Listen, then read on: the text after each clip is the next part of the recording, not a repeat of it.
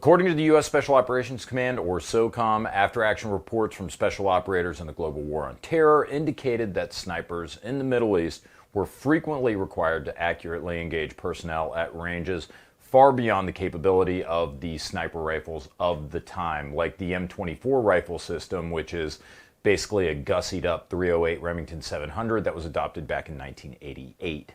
Further, reports noted that targets were often dug in or barricaded, reducing the effectiveness of the aging 308 cartridge. It's a really interesting report. I'll try to remember to post a link to it in the description if you want to go back and read it, but boy, it is lengthy. Of course, that's what she said. Thus, in 2009, SOCOM issued a solicitation for a uniform sniper rifle that would shoot a 1 MOA 10-round group up to 1,500 meters away.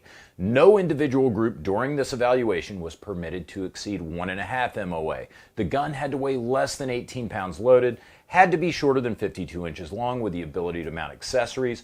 SOCOM wanted simple. The barrel had to be easily changeable by the operator, and the system had to be assembled or disassembled in less than 2 minutes by the end user. Surprisingly, SOCOM said the action could be bolt action or semi-auto, as long as it met those criteria I just glossed over. For reliability, the rifle had to hit 1,000 mean rounds between stoppages, or 99.9% reliability. A bit of a challenge for a semi-auto. On top of that, any new sniper rifle had to pass salt water, humidity, freezing, extreme temperature torture tests, among other criteria. Needless to say, the accuracy and reliability requirements alone were incredibly tough just by themselves, but the battery of durability tests on top of that made the solicitation even more demanding.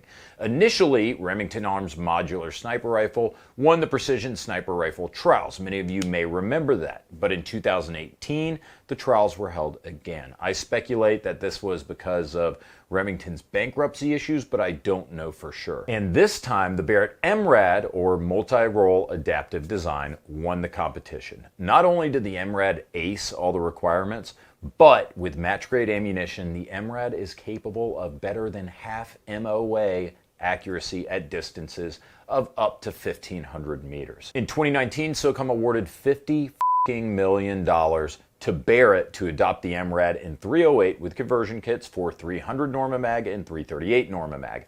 Just this past fall, 2021, the first Mark 22s were delivered to SOCOM. Other branches are interested as well. The Army and the Marine Corps are both seeking to replace their current sniper rifle inventory with the MRAD. The same week that the first Mark 22s were delivered to the military, I was at Accuracy First in Canadian Texas, trying out the MRAD for myself. I was with Surefire. They put on an event called the Precision Palooza in conjunction with Accuracy First. We were under the tutelage of the Middle Texas Mr. Miyagi for precision shooters, Todd Hodnett, and his very capable son, Colby. There are two types of viewers out there right now. One group that just said, oh shit, you got to do a long-range course with Todd Hodnett. The other group of you who are not really in the precision rifle world were like, Todd who? But if you have any interest at all in precision rifle shooting, I strongly suggest you look up Todd and Colby. These guys have a list of clients whose names I'm serious I can't even repeat, and courses for Accuracy First are in constant demand. They also consult major firearms manufacturers on precision rifle projects. I'm trying to say these dudes know a lot about shooting stuff from far away, and it was my honor to be one of their guests. So Todd and Colby walked us through how to use a Kestrel, which is like a ballistic calculator. I hate calculators. I failed algebra in high school, but this one's kind of cool. You plug in your rifle, your ammo, then you flip this little cover open and it exposes a fan. You take your environmentals like your wind speed, direction, and temperature. Punch in your distance to target, and your Kestrel will spit out your dope, telling you to aim like 8 mils high and 2 mils right at 750 yards under the present conditions with the ammo you're using out of the rifle you're using. Pretty dope, huh?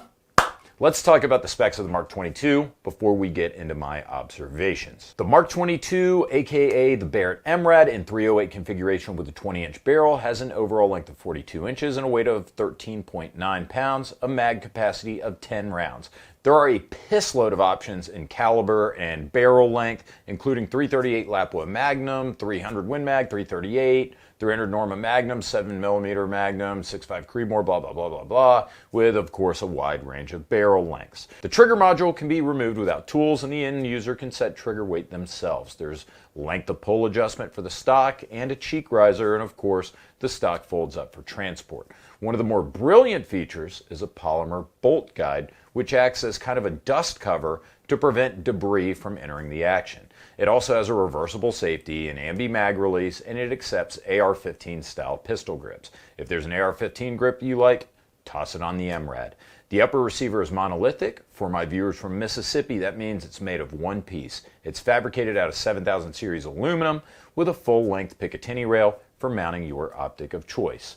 The handguard has accessory mounting slots at 3, 6, and 9 o'clock. Another tremendous feature of the MRAD is its user-changeable barrel system. At the time of this video, you have 8 calibers to choose from. All you have to do to change the barrel, take out a couple of screws, and you can choose, again, 8 calibers in just about every barrel length. In other words, it's an incredibly modular system. But what's one of the most amazing things with this quick change barrel is that you remove the barrel, you replace it, and the MRAD will indeed hold 0 from barrel change to barrel change for the same barrel, of course. Put a different barrel on there, it could change.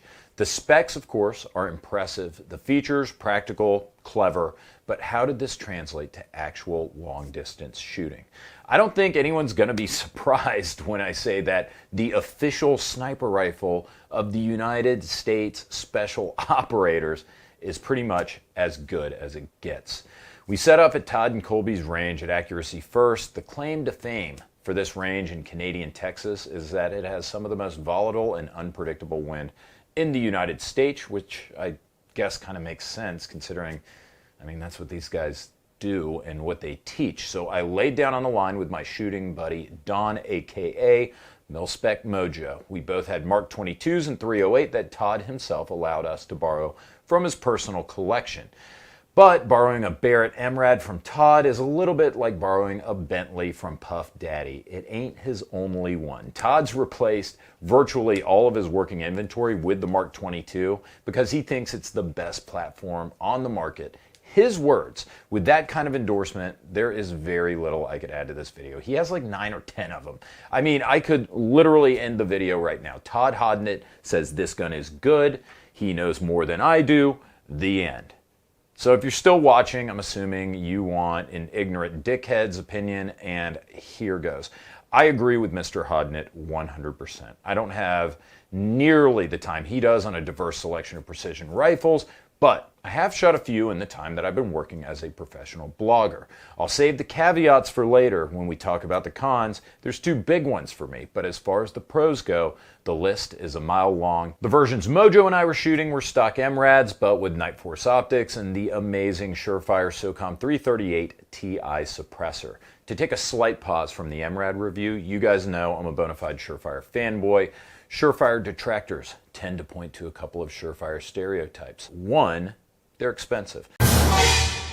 Bros, it's 2021. I think it's time for everyone to stop being prejudiced against expensive gun stuff. Am I right? This is my lifestyle choice, and I'm tired of being persecuted for persecuting people who don't spend thousands of dollars on a suppressor. Your intolerance of my intolerance is offensive. Anyways, back to the silencer. A second criticism of Surefire cans that I think many Surefire owners will own is that they aren't as quiet as some other brands of suppressors. And while that may be true on paper, they're still incredibly quiet. And the main reason you get a Surefire suppressor is for its unparalleled durability and the fact that there's less an MOA point of impact shift when you install and remove a Surefire can. Not to mention they have some of the best flash suppression in the business. Those are the 3 most important qualities in Surefire cans, and they're designed that way. Minimal POA, POI shift, flash suppression, durability. Surefire is the suppressor of choice used by US Special Operators,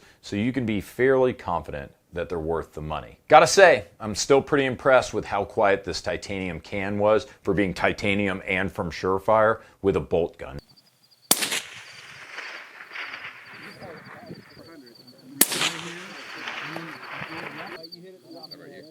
Yeah. Mojo and I both removed our ear pro to get more comfortable shooting, better cheek weld. We could talk to each other. Now, of course, I don't recommend you do that because I can't go to sleep without a white noise machine because of my raging tinnitus.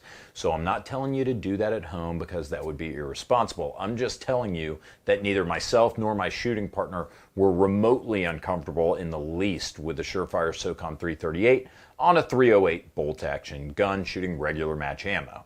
Accuracy was exceptional. Myself and everyone on the line at this event made hits out to 1,000 meters and more with 308 into a bitchin' crosswind out of 10 o'clock. All right. Hit it. Money. 10, you said? Yeah, hold that 10 about 10-2. Somebody else just hit it. 6.5 Creedmoor would have made this job a lot easier, but we got it done with the MRAD, the Kestrels, the Surefire, and 308's old ass. The recoil impulse is straight back and negligible. The trigger is of course outstanding with a crisp break. Action cycling was smooth and fast with no play at all in the action. So after the class, got to wind down, have a beer, and shoot the shit with a great American, Ray, of the popular precision rifle shooting YouTube channel, The X-Ring. Ray has owned a Mk22 for quite a while, an MRAD, so he was more than glad to walk me through the rifle back at the lodge we were staying in. Now I'm with Ray Helms. Ray runs an awesome YouTube channel called X-Ring. Well, Why don't you tell us about it? So I do have a YouTube channel. It's a newer channel. It is called X-Ring, and it is primarily based on long-range shooting. I do a lot of shooting competitions, you know, everything from PRS, rimfire, PRS centerfire, ruck-style matches.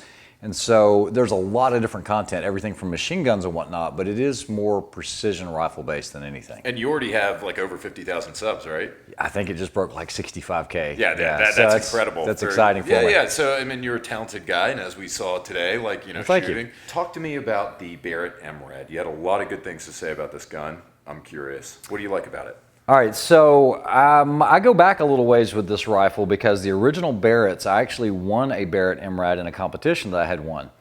And I had the caliber conversions and everything else. Recently, the military just adopted this. So this is the genuine Mk22, and just to show you some differences between the Series 1 and the Series 2, or Gen 1, Gen 2. So you take this apart, this has always been the same way it's always been. You basically lift up on this, and you can separate the half. You have a sleeved collar in here holding your bolt. There's actually another collar in here as well that will come out, so you can go from short action to long action. We're going to hold that there for just a second. But one of the biggest changes was when you needed to change out the bolt head itself. What they've added, which they didn't have before, when you had to take this out, it didn't require a tool, but they used to tell you to actually pull on this on something hard on the rifle, and you know that's going to cause a problem. One of the things they added was this lever here. I could pull on this lever, and then now I can disassemble and change the bolt head out that quickly by taking the firing pin out, pressing this, and then the bolt head comes out. This is a 338 bolt head, but if I wanted to switch it to 308, all I do is switch that out, loosen these two screws, pull the barrel out, put a new one in, less than 2 minutes. It really depends on the shooter, but with the ammunition in the shooter, I know that most of these are turning out anywhere from half to less than a minute of angle. And a lot of guys might say, well, you know, my hunting rifle shoots a minute of angle. Well, you have to look at the application. This is built for combat use. It can take, you know, a drop off of a pickup truck, dust it off, and keep on going. So this is outfitted with a proof barrel. They did that to make it a little lighter. And it is a completely modular rifle where you can, I mean, you're looking at one solid piece of billet aluminum here. You've got 308, 300 Norma mag, you've got 300 Win mag, 338 Lapua Magnum. This does have the proof research barrel. It does have the Surefire 338 Ti suppressor. You know, I mean, what can you say bad about the Surefires? Awesome. I mean, it's just so quick, so easy to use. This does have the Night Force 7-35, which is a great optic, and it is just, it's a proven platform. And so making shots, I mean, even you yourself, you were making shots at 940 meters just like that. Yeah, I couldn't believe it. I was in utter disbelief with a 25 power optic, and we weren't even dialing it all the way. I mean, we were at like 17x. Yeah. And yeah, we were hitting, so I was really impressed. Yeah, and just being able to be out there with Todd Hodnett, you know, he's kind of written the book on the Trimmer 3 reticle, on engagements and how it works with the wind dots and everything. It's just, it's an honor to be here, and it was a pleasure meeting you and spending the last couple of days with you. Oh, Ray, It's been an awesome time. No. Pleasure's all mine, and I wanted to get you on here and introduce you to the audience. I want them to check out your channel. You either have a video on this or you're about to have a video on this. I actually had a video on one that I was going to do. It's green, but now I might just add those together, just talking about the Surefire event. I was really glad they had these out here. These are great platforms. They are quite pricey. You're looking at a base rifle with one barrel. I think it's around $6,000. And that's without an optic or anything else. The game can get very expensive, but you don't have to have something like this. You know, you could go out and get something like a Tikka or Bergara and get started in it and shoot something like a 6.5 Creedmoor. By the way, I'll post a link to his YouTube channel in the description so you guys can find him. Go give him a follow. Like, he is genuinely a really cool dude, and it was an honor to have him on the program. It's easy to see why the MRAD is the U.S. military's new Mark 22. It could very well be the best precision rifle on the market, and it could be very well one of the best firearms I've ever shot on TFBTV. It truly is amazing. But you guys know the drill. There's always cons, and these cons are mathematical. I'm giving you two numbers, 13 and 6,000. The number 13, because that's how much this fat son of a bitch weighs. I'm going to unfairly compare the MRAD to the Springfield Waypoint, another fantastic precision rifle. The MRAD did meet the requirements of SOCOM for weight, and 13 pounds, I guess, isn't too heavy, although you have to bear in mind that's the same weight as two regular M4s or two Springfield Waypoints, which are 6.5 pounds in weight each with their carbon fiber stocks. It's a bit of a misleading statement to say that, because the MRAD can fire everything up to 338, which naturally is going to require a more robust rifle. And on top of that, to integrate all the features that Barrett integrated into the gun to make it qualify for the SOCOM contract, it's simply going to be a little bit chunky. You also get the added benefit of extremely reduced recoil. Again, in 308, it's a pussycat, and I'd be perfectly comfortable with a child shooting this gun, preferably supervised, but you know, I'm not going to tell you how to live your life or raise your kids, dude. I don't shoot a whole lot of precision rifle. You guys know that I only have access to like a 200-yard range, and for only a few months out of the year when it's not unbearable. You guys also know I can be a bit of a bitch about weight. So for me, owning a 13-pound gun is unfathomable. If precision rifles were my thing, I'd have a hard time saying no to the MRAD though. As a regular-ass dude who only occasionally shoots precision rifles, I'd probably just stick to a single caliber, lightweight, and less burdensome, less expensive platform. Speaking of less expensive, that is con number 2. Remember that second number, 6,000? That's how much an MRAD in 308 is going to run you, 6G. Genuinely, I thought it was going to be more expensive. So I'm not saying that it's a bad value for your money. Like if you just listen to all those specs and all those features and you want to LARP as a Navy SEAL, and you want to have a top-tier rifle, then 6 racks is a fair price. Pull the trigger. However, this gun probably exceeds the needs of 99% of the viewers out there. Even so, if this video gets, say, 100,000 views, that's still 1,000 people out there watching who will be asking their wife's boyfriend if they can use the credit card to buy one of these mofos. So to recap, SOCOM took this gun for a reason. Better than half MOA accuracy, up to 1,500 yards, changeable with up to 8 calibers, with certainly more on the way. Monolithic receiver, fantastic trigger, great furniture, excellent ergonomics, built to outlive you, your kids, and your kids' kids. Yeah, 6G is a big ask, but if you listen to the features of the guns and you're saying to yourself, yep, I need that, that sounds good, oh yeah, I want that too. This might be worth the squeeze for you. Speaking of squeeze, I could squeeze you because I love you so much. Like really, guys, TFBTV viewers, subscribers, especially our Patreon supporters and our Subscribe Star supporters, I love you. You guys keep me here. This is one of the best things I've ever done with my life. Not even kidding. It sounds silly to say on YouTube, but I really enjoy doing this. I really enjoy going and hanging out with other guys from YouTube, other writers, with the gang from Surefire, hanging out, drinking box wine, shooting guns, and I'm doing it all because you guys watch. So thanks, and thank you to our sponsors, Ventura Munitions, as well as Top Gun Supply, your online shooting sports superstore. That is it for me, guys. Have a good day.